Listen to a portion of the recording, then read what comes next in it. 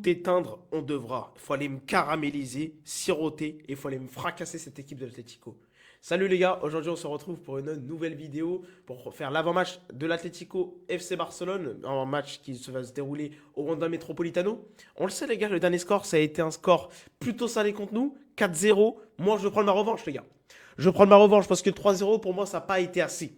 Pour moi, le 3-0, ça a été un peu cerise sur le gâteau, mais je vais rajouter d'autres cerises, vous captez? L'Atlético en Liga, c'est terminé pour eux parce qu'ils sont à 57 points. Nous, on est à 73 points. On a 4 points d'avance sur le Real Madrid.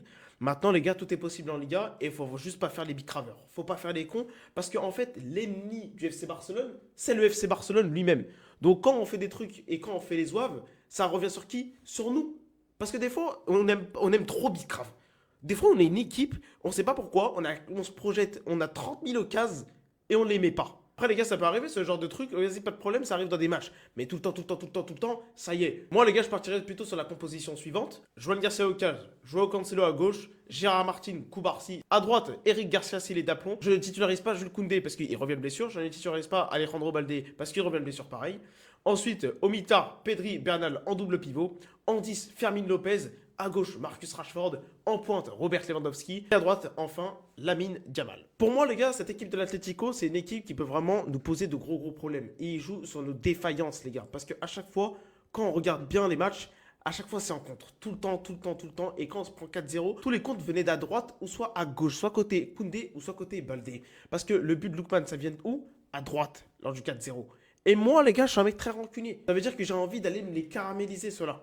Bah oui, parce qu'en fait, ils font trop les malins depuis ce jour-là. Antoine Griezmann, j'ai pas oublié son tweet. Il a dit non, non, moi je préfère cette photo-là. En mode Crary, il préfère la photo du 4-0 et il préfère la photo de la Copa del Rey où il s'est qualifié. Vas-y, tranquille, Antoine. Tranquille. Bien sûr, les gars, moi, il y a des joueurs que j'attends au tournant. Par exemple, à l'image d'un Marcus Rashford. Rashford, j'ai vraiment de grosses attentes sur lui. Il faut vraiment que tu step up, mon grand. Parce qu'offensivement, il apporte, mais défensivement, il faut que tu apportes aussi.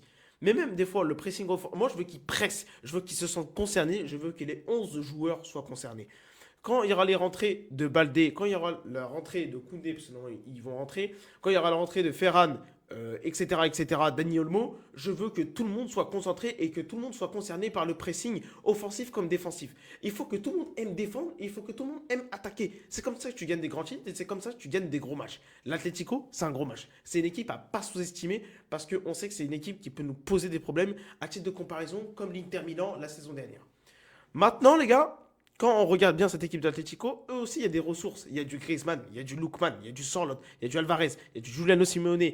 Derrière, c'est bien compact. Au milieu, Coquet, etc., etc.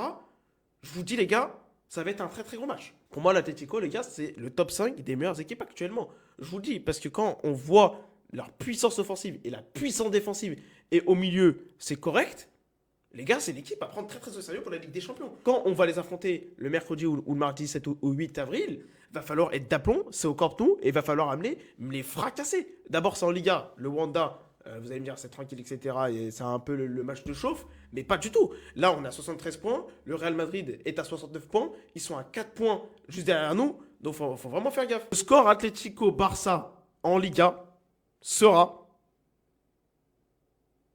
de 3-2 pour le FC Barcelone.